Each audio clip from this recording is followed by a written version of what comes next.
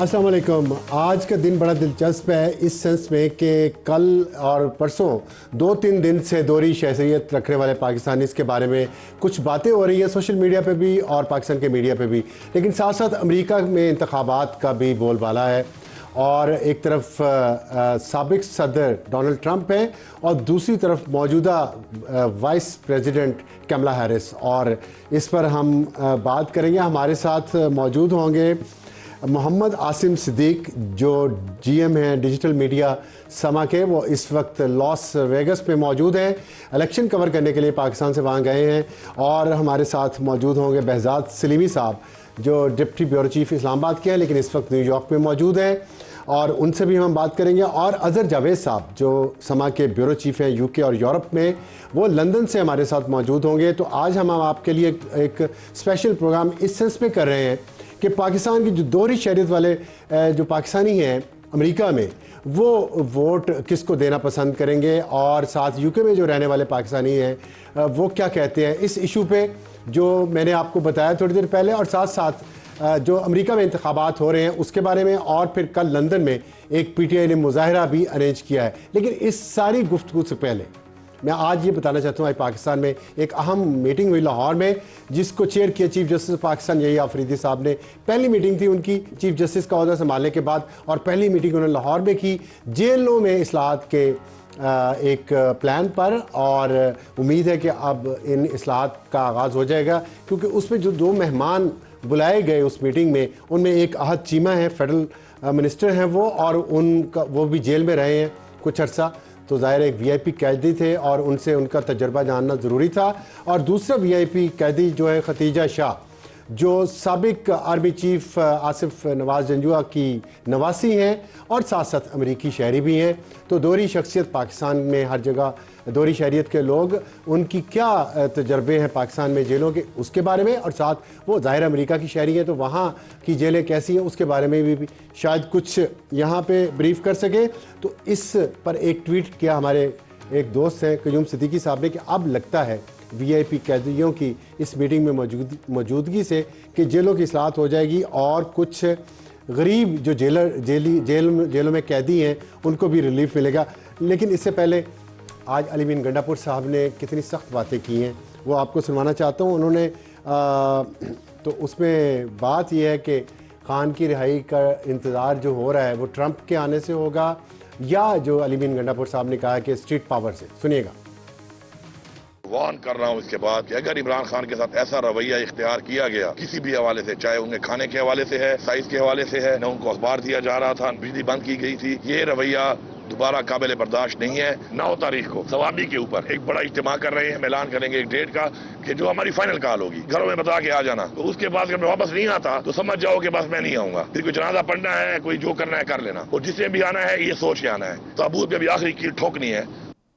तो आपने देखा जैसे जैसे अमरीकी इंतखाबात सदारती इंतखाब का वक्त करीब आ रहा है, पाकिस्तान में स्ट्रीट प्रेशर भी बढ़ाने की पीटीआई की तैयारी है। और इसका ताल्लुक क्या है अमरीकी इंतखाबात का पाकिस्तानी सियासत से, इस पर हम बात करेंगे। जैसे मैंने आपको बताया कि हमारे साथ बहुत स्ट्रॉन्ग पैनल इंटरनेशनल मौजूद है हमारे अपने कॉरेस्पॉन्डेंट्स का।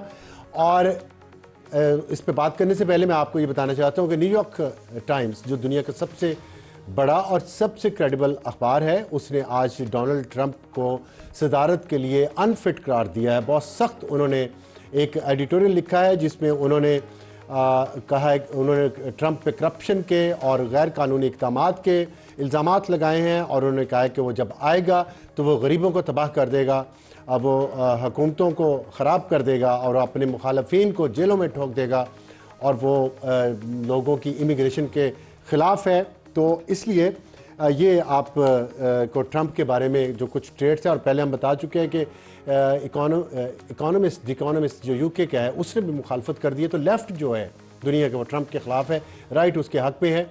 और आज एक कॉलम दी नेशन में आयशा एजाज खान ने लिखा, और उसमें उन्होंने कहा है कि अब यूएस के जो अमरीकी इंतखाबात हैं उसमें करप्शन जो है एक बहुत अहम मसला है अमरीकी सियासत में। और उन्होंने अपना एक वाक़या कोट किया है कि रिश्वत अमेरिका में भी बहुत है, और अमेरिका में रिश्वत के लिए एक बहुत अच्छा सा नाम है जिसको कहते हैं लॉबिंग। और लॉबिंग जो है वो एक एक करप्शन की किस्म है जो यूएस लॉ मेकर्स को दी जाती है। तो ये सारे मामलात हैं। इसमें पाकिस्तानी लॉबिस्ट जो काम कर रहे हैं अमेरिका में ट्रंप कैंपेन पे और बाइडेन कैंपेन पे, उस पर बात करेंगे। मैं आसिम सिद्दीक साहब, आप काफ़ी दिनों से अमेरिका में मौजूद हैं, आप न्यूयॉर्क भी गए, फ्लोरिडा भी गए, अब आप लॉस वेगस हैं, तो आप बताइएगा इन तीनों रियासतों में आपने क्या देखा? ट्रंप के बारे में ज़्यादा झुकाव है या फिर बाइडेन के बारे में? पाकिस्तानी जो दोहरी शहरियत के वहाँ रहते हैं उनका, सॉरी, कमला हैरिस की तरफ, तो किस की तरफ ज़्यादा झुकाव आप देख रहे हैं?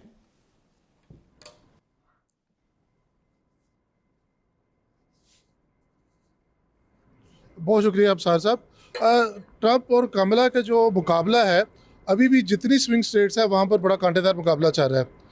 मैंने जो कुछ ओपिनियन पोल्स पढ़े और उसके बाद जो कुछ सवालात किए, उसके अंदर बहुत सारे लोग मायूस थे कि हमें इस बार अच्छे कैंडिडेट्स नहीं मिले। जो पुराने और जो सीनियर सिटीजन हैं वो अभी तक उन्होंने अर्ली वोटिंग के अंदर भी हिस्सा नहीं लिया। जो यंगस्टर्स हैं जो कि स्पीचेस सुन के और जो नारेबाजी सुन के, और जो आप कह रहे हैं जिस तरह से ट्रंप का एक नैरेटिव है कि वो जो इमिग्रेंट्स हैं उनके खिलाफ एक्शन करेंगे, फिर इसी तरह से कैमला के नैरेटिव्स हैं, उनके ऊपर जो यंगस्टर्स हैं वो वोट कास्ट कर रहे हैं। बट जो सीनियर लोग हैं वो अभी तक अनडिसाइडेड हैं। उनका एक पॉइंट ऑफ व्यू ये था कि we didn't got the best candidates for presidency. अब जो दूसरी बात है, जो स्विंग स्टेट्स है जो मैटर करती हैं, वहाँ पर दोनों हर रोज़ कोई ना कोई इनकी कंपेन हो रही है। आज मैं इधर लास वेगस में हूँ। 2 दिन पहले ट्रंप और कमला हैरिस दोनों यहाँ पर थे। आज उनके वाइस प्रेसिडेंट्स यहाँ पर हैं। सो दोनों की कोशिश है कि इस स्टेट के अंदर वो कोई ना कोई अच्छा, आप भी लॉस वेगस में हैं और ट्रंप और कैमला भी वहीं पे थे, तो कोई वहाँ पे पैसे वैसे जीते आपने या उन्होंने, या हारे?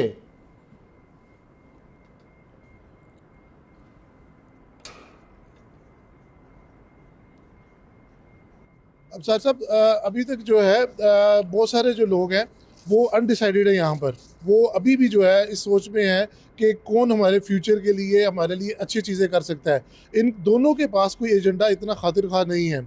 ट्रंप के पास एक एज ये है कि लास्ट टाइम वो गवर्नमेंट में नहीं थे, इसलिए उनके ऊपर ब्लेम गेम कम हो रही है। लेकिन उससे पहले जो उन्होंने कैपिटल हिल के ऊपर किया, उससे पहले जो उनकी पॉलिसीज़ थी, उसको लोग लेके आगे जा रहे हैं। यहाँ पर एक और चीज़ है जो बड़ी काबिल ज़िक्र है, वो है कि रेसिस के ऊपर जो भी एक ब्लैक कम्युनिटी पूरी की पूरी जो है इस वक्त कमला हैरिस के साथ है।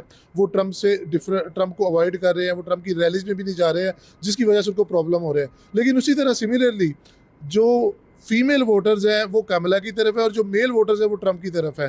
तो ये बड़े एक डिफरेंट किस्म का जो ओपिनियन और डिफरेंट, बड़ी अच्छी, आपने बहुत अच्छा ये पॉइंट निकाला है। बेहजाद सलीमी साहब, ये बताइएगा, आप तो अभी न्यूयॉर्क ही पहुंचे हैं आज और जेट लैग में भी होंगे, लेकिन ज़ाहिर है ज़रूरी था आप वहाँ गए हैं तो आप इलेक्शन कवरेज भी करें थोड़ी सी।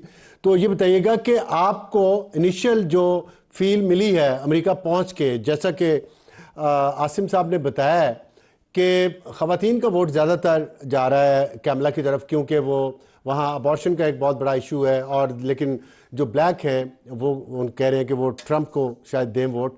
तो आपने क्या महसूस किया? जो पाकिस्तानी है न्यूयॉर्क में तो काफ़ी तादाद है, और इधर इस जो ईस्ट कोस्ट है इस पर पाकिस्तानी काफ़ी है, जो वहाँ पे अमेरिकन सिटीजन भी है, उनका रुझान ज़्यादातर किसकी तरफ है? आपने बात की यहाँ यूएसए में जो जो न्यूयॉर्क की अगर मैं बात करूं, तो जो यहाँ पहुंचने के बाद जितने मेरी लोगों से बात हुई है, तो बेसिकली पहले यूं महसूस हो रहा था कि जैसे शायद कमला हैरिस जो है वो बआसानी ये इलेक्शन जीत जाएंगी। लेकिन डोनाल्ड ट्रंप, जिन्होंने पहले भी अपनी नामजदगी के हवाले से भी सरप्राइज दिया था, वो अब भी सरप्राइज देने की जो है वो सलाहियत रखते हैं, क्योंकि यहाँ बहुत ज़्यादा लोग जो हैं वो अब भी ये चाहते हैं कि डोनाल्ड ट्रंप को ये मौका मिलना चाहिए। और डोनाल्ड ट्रंप जो है वो उनके जो ताज़ा तरीन जो सर्वेस थे उनमें उनकी सिचुएशन भी बेहतर हुई है। और मैं अगर बात करूं पाकिस्तानी वोटर्स की, तो पाकिस्तानी वोटर्स की अक्सरियत तो डोनाल्ड ट्रंप के साथ है। उसकी बुनियादी वजह यह है कि पाकिस्तान तहरीक इंसाफ से वाबस्ता है ज़्यादातर यहाँ जितने जो पाकिस्तानी हैं, तो वो समझते हैं कि अगर डोनाल्ड ट्रंप जो है वो इंतखाब जीतते हैं तो पाकिस्तान में जो इस वक्त सियासी सूरत हाल है उसमें तब्दीली रूनमा होगी। यानी कि वो डोनाल्ड ट्रंप की जीत को इमरान खान के लिए एक रिलीफ की शक्ल में देखते हैं, और वो समझते हैं कि अगर डोनाल्ड ट्रंप जीतेंगे तो वो फौरी तौर पर जो है वो इमरान खान की रिहाई के लिए भी रोल प्ले कर सकते हैं। तो ये बुनियादी वजह ये है।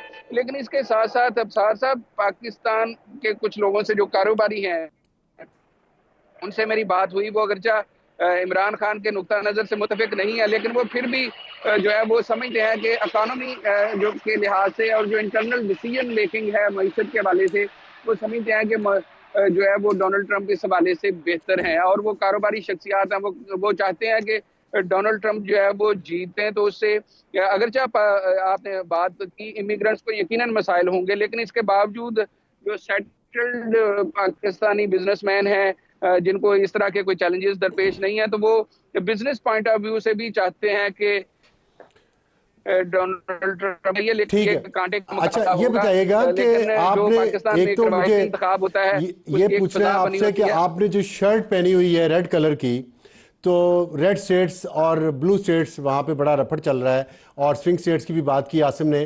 तो रेड स्टेट तो जाहिर है ट्रंप रिपब्लिकन्स का रंग भी है, तो शायद आप भी उन्हीं को सपोर्ट कर रहे होंगे।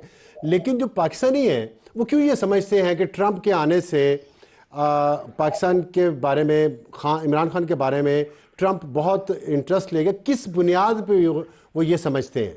क्योंकि ट्रंप वैसे तो इमिग्रेंट्स के खिलाफ है।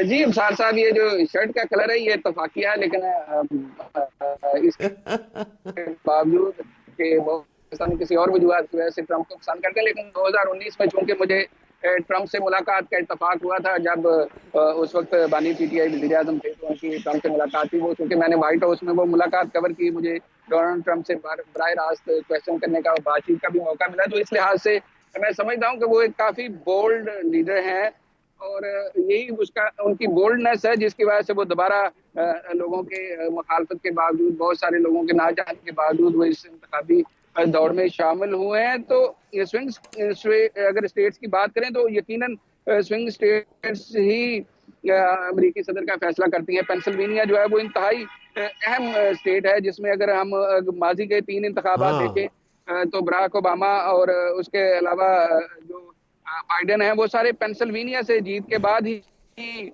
सदर मुंतखब हुए थे। तो पेंसिल्वेनिया, फिलाडेल्फिया समेत 5 से 7 ऐसी स्विंग स्टेट्स हैं जो इस बार भी फैसला करेंगी।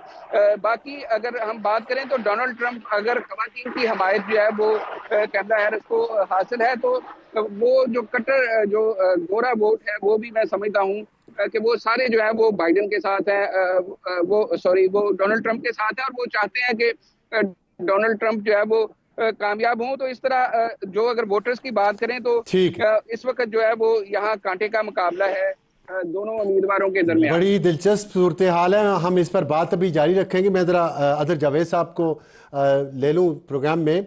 अदर जावेद साहब, आपने अमेरिका से सूरत हाल सुनी, हमने यूके में भी देखा है कि कुछ पाकिस्तानी जो हैं वो दोहरी शहरियत वाले नहीं, सॉरी, जो वहाँ पे रह चुके हैं, अब उन्होंने पाकिस्तान की शहरियत भी शायद छोड़ दी है, उनकी अगली जनरेशन भी पॉलिटिक्स में आ रही हैं। और जो हम पिछले कुछ दिनों से बहस चल रही है उस पर आपका भी एक पॉइंट ऑफ व्यू है। लेकिन मैंने देखा कि कल कुछ पाकिस्तानी जो वहाँ पे रहते हैं यूके में, वो उन्होंने अपील की है पीटीआई के लीडर्स ने वोटर्स से, अमेरिकी वोटर्स से, कि आप ट्रंप को वोट दें। मेरा सवाल ये है कि अमेरिका और बरतानिया में रहने वाले पाकिस्तानी जो हैं वो तो ये कहते थे कि हम हकीकी आज़ादी चाहते हैं, एब्सोल्युटली नॉट, अमेरिका को कह दिया। अब अमेरिका की मुदाखलत क्यों चाहते हैं पाकिस्तानी मामलात में ट्रंप के ज़रिए? क्या वजह है इसकी? बहुत शुक्रिया अफसार साहब। सबसे पहले जिन लोगों ने अपील की, अगर इनकी इतनी हैसियत होती है अपने मुल्क में तो वो सादिक खान कभी ना जीतता। ये वही लोग हैं जिन्होंने इमरान खान के साथ खड़े होकर सादिक खान के खिलाफ कंपेन की थी, और जो आपको याद होगा गोल्डस्मिथ फैमिली के ही एक मेंबर थे, उन्होंने उनके मुकाबले में इलेक्शन लड़ा था। तकरीबन अभी भी वो 3 दफा जीत चुके हैं, और तीनों दफा ये लोग जो ट्रंप को अपीलें कर रहे हैं वो अपने शहर में, अपने मुल्क में तो जितवा नहीं सके अपने पसंदीदा करेक्टर्स को या अपने उम्मीदवार को। देखें, इस वक्त जो सबसे बड़ा मसला है अफसार साहब, इन पाकिस्तानियों का, दोहरी शहरियत वाले हों या सिंगल शहरियत वाले, वो जो 10 साल डिजिटल दहशत गर्दी को फरोग दिया गया ना सरकारी सरपरस्ती में, और वो जो फाशिज्म हुआ 10 साल 2014 से लेकर 2024 तक, और आपको भी याद है कि वो किन लोगों ने किया, कहाँ से उनकी स्पॉन्सरशिप होती थी, ये उसका शाखसान है।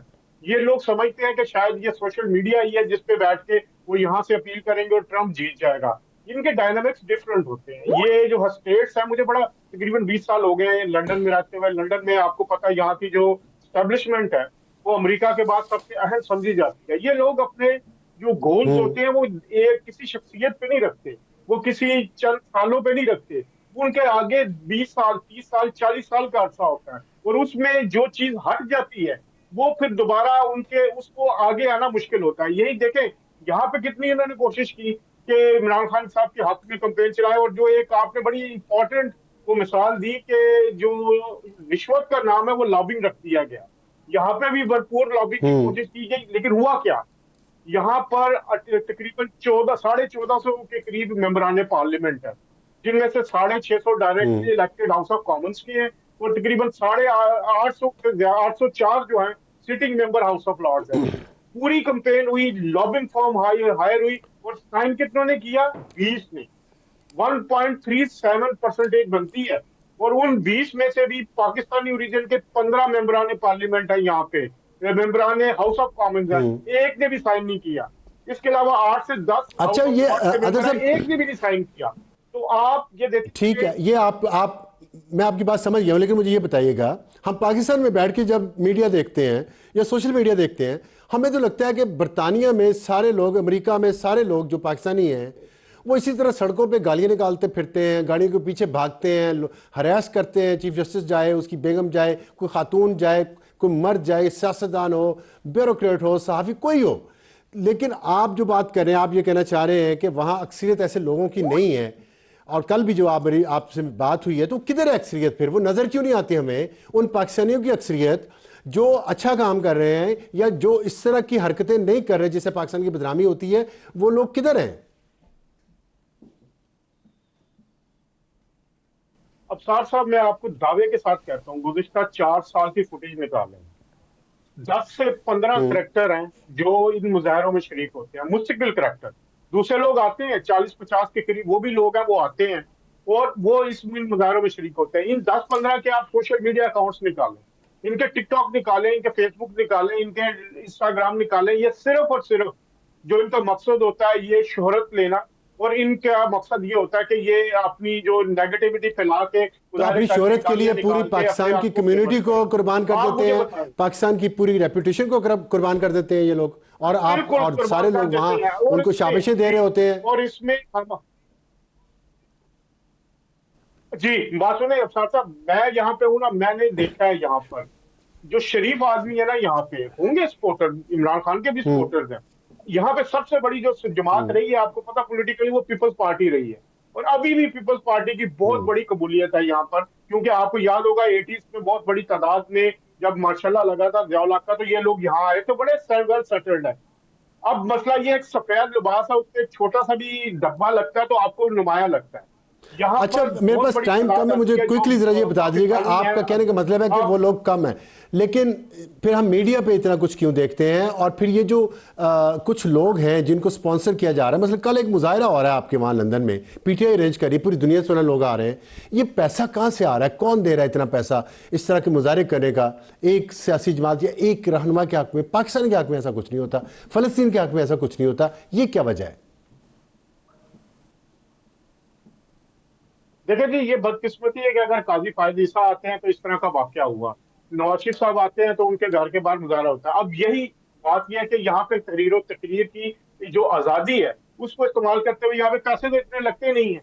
ये पाकिस्तान की तरह तो नहीं है कि मुजाहरों के लिए करें, ये लोग कॉल देते हैं, उसमें 100-150 50-60 लोग आते हैं, और वो ये हमारी गलती भी है मीडिया की कि हम इनको बहुत ज्यादा प्रोमिनेंट करके उनको कवरेज देते हैं। अब जो वाकया हुआ है काजी फायद ईसा के साथ, उसमें आपको 10 से 12 लोग नजर आते हैं जो उनकी गाड़ी के पीछे भाग रहे हैं। जो मुजाहरा किया वो 40 से 50 लोग थे। अब हमने उसको उठाया, हमारे लोगों ने उठाया जी, वो सोशल मीडिया पे उसको उठा के हम एज ए मीडिया भी हमें एहतसाब करना होगा कि हम इन लोगों को किस हद तक कवरेज दे रहे हैं। ठीक है, ठीक है। बहजाद, मैं पहले आपसे एक छोटा सा सवाल, टाइम बहुत कम है, मुख्तसर जवाब दीजिएगा।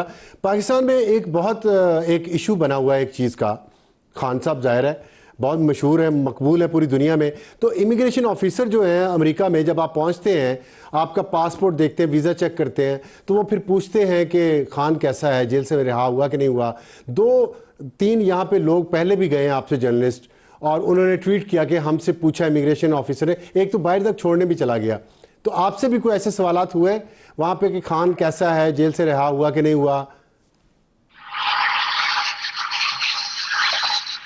अंसार साहब, ये सोशल मीडिया का क्रेज ऐसा है, और जो सोशल मीडिया पे पीटीआई की प्रेजेंस है वो हमारे साथी दोस्तों को बहुत सी ऐसी हरकतें करने पर मजबूर करती हैं कि जिससे वो नुमाया भी हों और उनकी लाइकिंग और उनके सब्सक्राइबर्स भी बढ़े।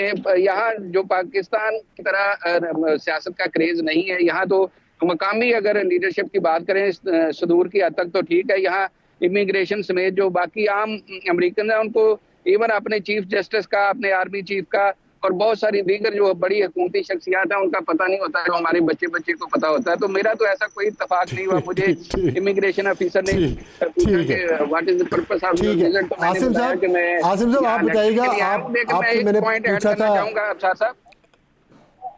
जी जी जी जी जी जी जी बोले बोले बेहतर। पर वो शख्स हैं जिनकी वजह से ये तवक्को की जाती है कि डोनाल्ड ट्रंप के दामाद के साथ चूंकि उनके जाती ताल्लुकात हैं, तो इस वजह से वो समझते हैं कि डोनाल्ड ट्रंप जीतेंगे तो जुल्फी बुखारी और जो दीगर लोग जो इन चैनल्स को इस्तेमाल करते हुए उन्हें इस बात पे आमादा करेंगे कि वो इमरान खान की रिहाई के लिए किरदार अदा करें। तो जब साबिक वज़ीर आज़म यहाँ अमेरिका में विजिट पर आए थे तो उस वक्त भी जुल्फी बुखारी उनके साथ थे, और वो बाकायदा तौर पर उस वक्त भी एक इस तरह की एक लॉबिंग की फिजा हमने यहाँ व्हाइट हाउस में देखी। तो यही वो वजह है कि जो पाकिस्तान तहरीक इंसाफ है वो समझती है कि डोनाल्ड ट्रंप की जीत ठीक जो है। है वो बस इमरान खान आसिम की साहब मुझे आखिरी में- सवाल के जवाब दे दें। आसिम, आप अगर मेरी आवाज़ सुन रहे हो तो अब ये बता दें कि आपको भी इमिग्रेशन काउंटर पे किसी ने पूछा खान साहब कैसे हैं, जेल से रहा हुए या नहीं हुए, जब आप वहाँ पहुँचे? आप भी न्यूयॉर्क ही लैंड किए थे शायद, तो बताइएगा आप क्विकली।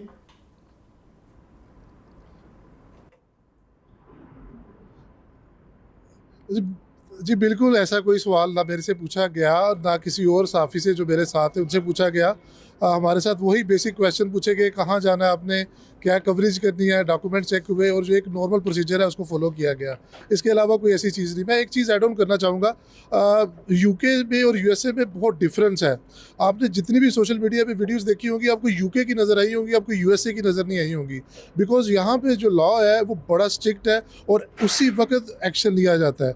दूसरा, यहाँ पर जो पीटीआई के लोग हैं, शायद ही आपने कभी उनकी कोई वीडियो देखी हो प्रोटेस्ट की भी, आम न्यूयॉर्क स्क्वायर के ऊपर, टाइम स्क्वायर पे आके या कैपिटल हिल के सामने। सो यहाँ पर बड़ा डिफरेंस है यूके और यूएसए के अंदर, पीटीआई स्पेशली। ठीक है। बहुत शरीक साहब हम हमारे साथ लॉस वेगस से बहजाद सलीमी न्यूयॉर्क से थे और अजहर जावेद लंदन से। वक्त ब्रेक के बाद वापस आएंगे तो hot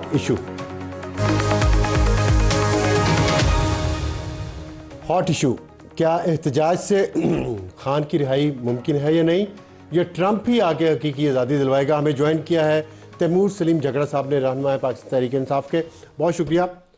अलीमीन Gandapur, chief minister Khyber Pakhtunkhwa, उन्होंने आज ऐलान कर दिया कि 9 नवंबर यौम इकबाल हम सवाबी पे जमा होंगे। अपने घरों बता के आना कि जनाजे हमारे पढ़ लें, अगर हम वापस ना आए कफन पहन के हम आएंगे और खान को रिहा करवाएंगे। कैसे? नहीं तो क्या खान कानून से रिहा होंगे? क्योंकि अगर कानून से रिहा होना होता तो वो तो कब का हो चुका होता ना। तो गैर कानूनी तरीके से आप मतलब जेल के फाटक तोड़ेंगे? नहीं, हम तब भी पुरअमन रहेंगे। और एक पुरअमन तहरीक जो है वो चलती रही है 2.5 साल, और मेरे ख्याल में अभी इसका मकसद हम में से बहुत लोगों के लिए इमरान खान और पीटीआई की रिहाई भी है, लेकिन इससे ज़्यादा मेरे ख्याल में अगर इतनी तारीख रात में एक मौका या एक अपॉर्चुनिटी होती है, वो यही होती है कि इससे अगर कुछ अच्छा निकले तो वो ये कि हम पाकिस्तान को एक निज़ाम, एक आइन, एक कानून की पटरी पे एक ही बार डाल दें। आसान नहीं होगा, लेकिन ये लड़के तो नहीं होगा, ये तो बातचीत से, लड़ाई की मुज़ाकरात से, किसने मुफाहमत से होगा। खान ने हमेशा देखिए, बातचीत अगर हुकूमत ने करनी होती तो वो कर लेते खान हैं। साहब नहीं करना चाहते? खान कहते साहब मैं कर लेते एस्टेब्लिशमेंट से हैं। बात करूंगा। एस्टैब्लिशमेंट से बात करना इसलिए शायद ज़रूरी है, हालांकि उसूली तौर पे नहीं होनी चाहिए, कि उन्होंने एक सियासी किरदार अपना लिया है। अगर उनका सियासी किरदार ना हो और वाकई जो है। अच्छा, ये जो डील की बातें हो रही हैं जी। अब भी कुछ दिन पहले तक हो रही थी, और हमने देखा कि डी चौक में जब एहतजाज के लिए आए गंडापुर साहब और फिर वहाँ से केपी हाउस चले गए और फिर गायब हो गए, तो फिर एससीओ की कॉन्फ्रेंस भी हो गई, नए 27वीं 26वीं तरमीम भी हो गई, नए चीफ जस्टिस भी आ गए, खामोशी रही। तो उस दौरान डील का तासुर उभरा, खबरें आई, सब लोगों ने कहा।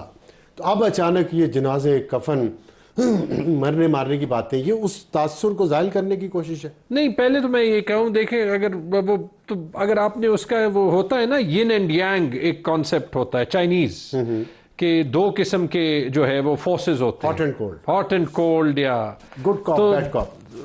Good cop bad cop PMLN में होता है। अच्छा। लेकिन जो आपके यिन यांग होता है, हमारा यिन यांग होता है। तो सलमान राजा साहब की बयान देख लें, मेरे ख्याल में जिस टाइप की वो रिफ्रेशिंग बात करते हैं, कि मतलब वो यही कह रहे हैं ना, आपने कहा कि क्या हमने जो है वो कोई लड़ाई करनी है? लड़ाई नहीं करनी, लेकिन ये जरूर है कि जब हुकूमत खुद आइन और कानून को नहीं मानती, जब हुकूमत ह्यूमन राइट्स को नहीं मानती, जब हुकूमत इलेक्शन को नहीं मानती, तो फिर आपको सड़कों पे आप आके जो है वो public show off public opinion करना पड़ेगा। अभी तक वो पीटीआई का वर्कर कर रहा है, पीटीआई का सपोर्टर करता है जलसों में। वो जलसों के अलावा शायद उस तादाद में इसलिए नहीं आता क्योंकि हुकूमत ने क्लियर किया है कि हम आपके खिलाफ कानून तोड़ेंगे, आप पे टियर गैस करेंगे, आपको निकलने नहीं देंगे, आपके लिए कानून को भी जो है वो चेंज करेंगे। लेकिन वो दिन फिर आ जाएगा, क्योंकि प्रेशर जब बढ़ता है तो वो प्रेशर कहीं ना कहीं से निकलता है। वो दिन फिर आएगा कि ये अवाम सड़कों पे होंगी लीडरलेस, और कहेगी कि खान को रिहा कर दें, और कहेगी कि खान को भी रिहा कर दें और पाकिस्तान को भी रिहा कर दें। अच्छा, आज मैं एक पीटीआई के सपोर्टर्स, सिंपैथाइजर कह लें, सपोर्टर्स कह लें, समझदार जान, उनका ख्याल है कि पीटीआई के पास कोई स्ट्रेटजी नहीं है खान को रिहा करवाने की। ये खाली कॉल दे देते हैं, लोग आ जाएं फिर चले जाएं, ये कोई स्ट्रेटजी तो नहीं है रिहा करवाने की। ये बात दुरुस्त है? नहीं, दुरुस्त नहीं है। मैं समझ सकता हूं कि लोगों की फ्रस्ट्रेशन कहां से आ रही है, तो ये नहीं, मैं ये सुलझे हुए समझदार सपोर्टर्स की बात कर रहा हूं। मैं इसलिए कह वो रहा हूं, आपकी लीडरशिप को क्वेश्चन कर रहे हैं। मैं समझ सकता हूं कि वो क्वेश्चन क्यों कर रहे हैं, लेकिन इस नुक्ता नजर से जरा इस सब को देख लें। आप किसी के आंखें बांध दें, मुंह बांध लें, हाथ पैर बांध दें, फिर उसके बाद कहें कि उसके पास हिलने की स्ट्रैटेजी नहीं है। ये तनकीद इलेक्शन से पहले भी होती थी कि पीटीआई निकल ही नहीं रही, पीटीआई के पास कोई स्ट्रैटेजी नहीं है। 8 फरवरी को जो हमारी स्ट्रैटेजी थी और जिस तरीके ने अवाम ने, आपकी नहीं थी, सॉरी, ये उन्हीं वोटर्स की थी, वही ये बात कर रहे हैं। हमने अब एक भी वो चीज, ये बात कर रहे हमने हैं। एक चीज डिसाइड किया था ना, कि हम जो है वो दोबारा से 9 मई की तरह ट्रैप नहीं होंगे और हम अवाम को जो है वो फैसला करने देंगे। वो उन्होंने दिया, और अब अगेन हम मेरे ख्याल में एक तरीके से उससे ज्यादा मुश्किल वक्त जो है वो बर्दाश्त कर रहे हैं, और उसमें अप्स एंड डाउन्स आएंगे। उसमें साफ ये कोशिश भी हो रही है कि पीटीआई के लोगों को अंदर से लड़ाया जाए, लेकिन हमें एक रहना है। और मेरे ख्याल में तो हमें अभी एक कोalition ब्रॉड करनी है, पीटीआई से बाहर जितनी भी डेमोक्रेटिक अंदर से लड़ाने की जो कोशिश हो रही है वो कामयाब है? कामयाब नहीं है, लेकिन उसमें जो है वो टैक्टिकल कामयाबियां ऑब्वियसली उसको हो रही है। हर बार जब कोई ना कोई जो है वो अंदर तनकीद पब्लिकली करता है, तो वो जो है वो किसी और के हाथ नहीं। आतिफ खान मिनिस्टर रहे हैं, उनको नोटिस आया है एंटी करप्शन डिपार्टमेंट की तरफ से, केपी के। उन्होंने कहा ये मुझे पता है किसने करवाया है। ज़ाहिर है चीफ मिनिस्टर की मर्जी के बगैर तो नहीं हो सकता। तो ये तो आपकी आपस की लड़ाई है ना, जिसकी वजह से आपके वोटर्स भी ये कह रहे हैं कि आपके पास स्ट्रेटजी कोई नहीं, आपस में लड़ रहे हैं। नहीं होनी चाहिए, आपस की लड़ाई नहीं होनी चाहिए। नहीं होनी चाहिए। तो हो रही है ना। मैं यही कह रहा हूं, जहां पे हो रही है वो हमें ही नुकसान दे रहा जाहिर है, है। लेकिन इससे हम आगे जरूर जाएंगे। मैंने ये आपको कह दिया, इमरान खान पे किसी को डिस्प्यूट नहीं है। इमरान खान गलत तौर पे जो है वो कैद है, इस पे तो पीटीआई को छोड़े, मेरे ख्याल में जो इमरान स्ट्रेटजी नहीं है कोई आपके पास। स्ट्रेटजी नहीं है यार, स्ट्रेटजी है, लेकिन स्ट्रेटजी ये इस तरफ के कॉल दो, लोग आए फिर आप घर चले जाए। नहीं, उसकी एक वजह है ना। आप मुल्क भी हमें बंद करते हैं, लोगों को भी परेशानी, आप आम आवाम को भी परेशानी, आपके वर्कर सपोर्टर्स को भी परेशानी, होता कुछ नहीं।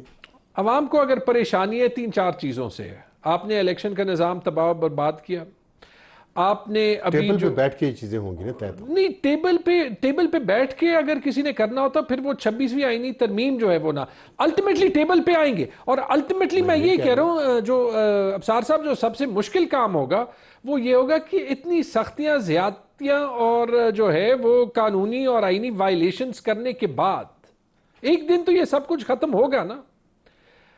ये जस्टिफाई करना कि ये साइकिल कंटिन्यू ना रहे, ये बड़ा मुश्किल काम होगा। अपने सपोर्टर्स को ये बताना भी बड़ा मुश्किल काम होगा कि जो ज्यादती आपके साथ इसने की है अब इससे बदला ना ले। इसकी यही बात तो पीपल्स पार्टी और नून लीग भी कर रहे हैं, लेकिन उसमें कामयाब नहीं साइकिल है। तो आपने रोकना है ना। आप पहले भी रोक सकते थे जब आप आए थे, फिलहाल हम पिछली दफा बर्दाश्त इक़्तिदार कर में, रहे हैं। और जब आप अगर दोबारा इक़्तिदार में आए तो आप रोक सकते हैं। फिलहाल हम इनसे मॉरली तो आपको ऊपर होना चाहिए ना। हम जरूर कोशिश करेंगे, लेकिन ये जरूर कोशिश ये कर रहे हैं कि जितना हमारे लिए मुश्किल बनाए।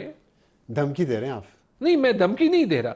हम क्या यार, हम तो मजलूम हैं, हम तो सफर कर रहे हैं। आज रात मेरे घर में कोई आ जाए, मुझे उठा ले। पहलवान जब मजबूत पहलवान के ऊपर चढ़ जाता है ना, उसको तो गिरा लेता है, रोता भी है साथ। मेरा सिर्फ एक कि आप के ऊपर जो कमजोर पहलवान है वो रो भी रहा है कि जब आप वापस आएंगे तो आप ये करेंगे। अब यही तो मैं उनको ये, बल्कि अभी से नहीं, 9 अप्रैल के बाद से नून लीग वालों को समझाने की कोशिश की है कि आप अपनी सियासत भी तबाह कर रहे हैं और अपने आप को एक ऐसे डेड एंड पे ले जा रहे हैं कि आपके पास कोई चॉइस नहीं हो। तो मतलब हम कोई बेहतरी की उम्मीद ना रखें? बेहतरी की उम्मीद हमेशा होती है। कैसे हो गया आपका ये? इमरान खान निकलेंगे, पाकिस्तान जो है वो बेहतरी पे जाएगा। लेकिन ये तो, ये सारी जो कुव्वतें हैं, जो फिलहाल उनका ऑब्जेक्टिव ये हो गया है कि जो उन्होंने गलतियां की हैं कि उसको किसी तरीके से डिफेंड की जाए। ये देखिए, ये वैसे दुनिया की तारीख बताती है, एक बंदे को आप जेल में ले जाएं, उनसे कोई गलतियां भी हुई हो, अवाम वो माफ कर देते हैं।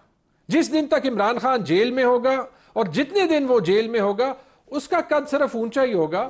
आप शायद इमरान खान के हर कदम से एग्री नहीं करते, लेकिन मेरे इस स्टेटमेंट को आप नहीं डिस्प्यूट करेंगे। हम बाहर हैं, हमारे पे लोग सवाल उठा सकते हैं। हाँ, ये बात सही जिन्होंने इमरान खान को जेल में रखा है उनका कद छोटा हो रहा है और इमरान खान का कद जो है, यही आपने भी, यही तो समझा रहा हूं, ये विशेष साइकिल ऐसे कभी आपने भी कद बढ़ाया नून लीग का जब आपने नवाज शरीफ को, मरीम नवाज को जेल में रखा। अब आपका कद बढ़ रहा है, फिर आपने आके उनको जेल में डाल देना उनका, फिर एक दूसरे का कद बढ़ाते रहते, कौम को आगे लेके चलें। जब ये सवाल हमसे ना करें ये सवाल जो फिलहाल जो है वो ये सिचुएशन क्रिएट कर रहे हैं। आपसे ये सवाल कर रहे तो 11 साल से आपकी हुकूमत है केपी में, और आप कह रहे हैं जी कि आपकी 26 यूनिवर्सिटीज जो है ना उसके वाइस चांसलर नहीं है 34 में से। 3 साल से बलदियाती हुकूमतों के लिए फंड नहीं है और आप कहते हैं हमने PIA खरीदनी। मैं ये मजे का खेज, ये क्या है, ये मजाक है? देखिए, मैं एक फाइनेंस का बंदा हूं, मेरे ख्याल में जो है वो PIA खरीदने की ऑप्टिक्स ठीक है। अभी तो वैसे मैंने देखा है PIA खरीदने की कंपटीशन हो गई है। हाँ, नवाज शरीफ का भी स्टेटमेंट आ गया। मेरी रैशनल राय ये होगी कि PIA प्राइवेटाइज होना चाहिए। ट्रंप के आने से, अगर ट्रंप जीत गया तो आप समझते हैं खान को रिहाई दिलवाएगा? नहीं, और हमें कोई इंटरेस्ट नहीं है। मेरे ख्याल में जो हमारे सपोर्टर्स ये समझते भी हैं। हाँ, एक चीज से हमारा इंटरेस्ट जरूर है कि जो डेमोक्रेटिक पार्लियामेंट्स हैं, जिस तरीके से बरतानिया में और अमेरिका में आवाज उठी है, देखें जो डेमोक्रेटिक वॉइसेस होते हैं वो उठाते हैं। हमें ट्रंप या बाइडेन या कामला हारिस से कोई फर्क नहीं पड़ता। ठीक, पाकिस्तान की जंग है, पाकिस्तान में जीत। बहुत शुक्रिया, बहुत अच्छी बात है। पाकिस्तान की जंग है, पाकिस्तान में रहनी चाहिए। ट्रंप आएगा, हकीकी आज़ादी दिलवाएगा या नहीं, ये वक्त से पहले की बात है। इजाज़त चाहते हैं, गुड नाइट।